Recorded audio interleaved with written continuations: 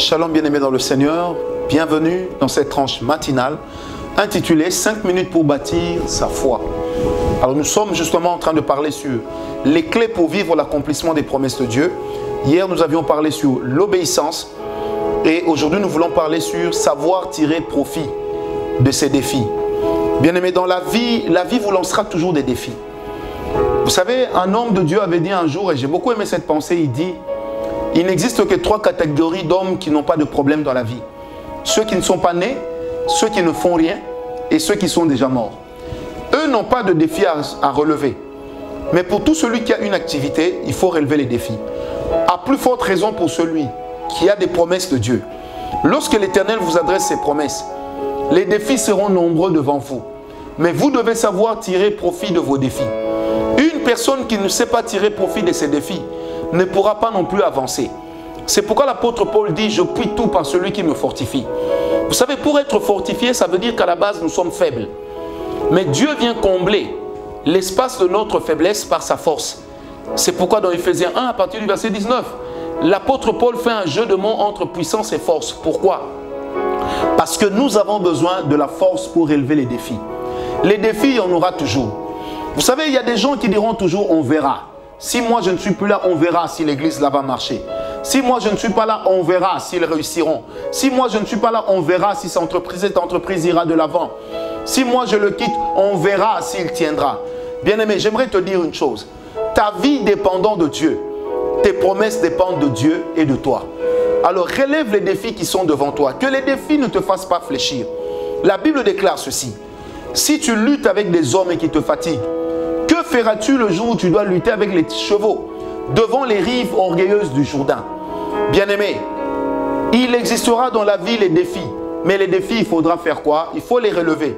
Si vous me citez les grands hommes de Dieu, dans la Bible ou sur la terre qui sont encore vivants, moi je vous parlerai surtout des défis qu'ils ont dû relever.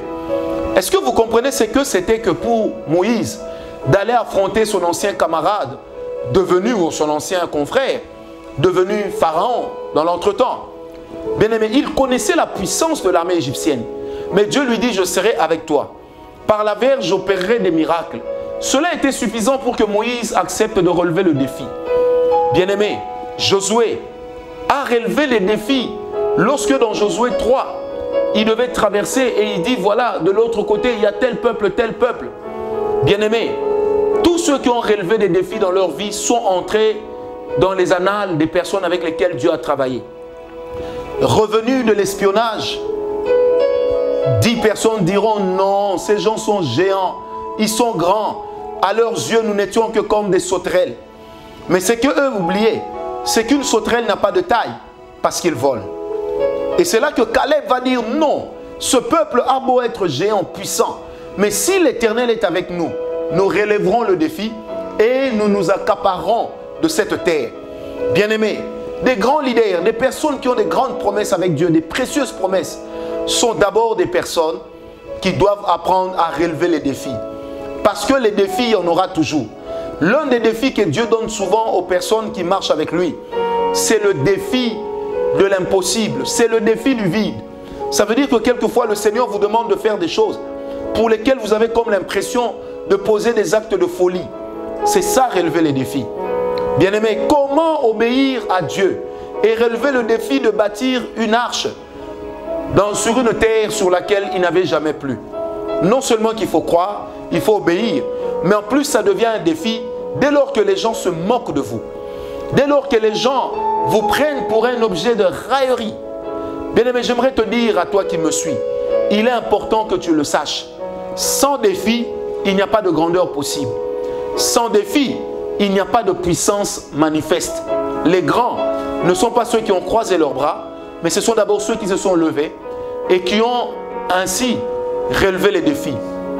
Bien-aimé, relève le défi. Si Dieu te dit: je serai avec toi, cette parole est une garantie que les choses iront bien.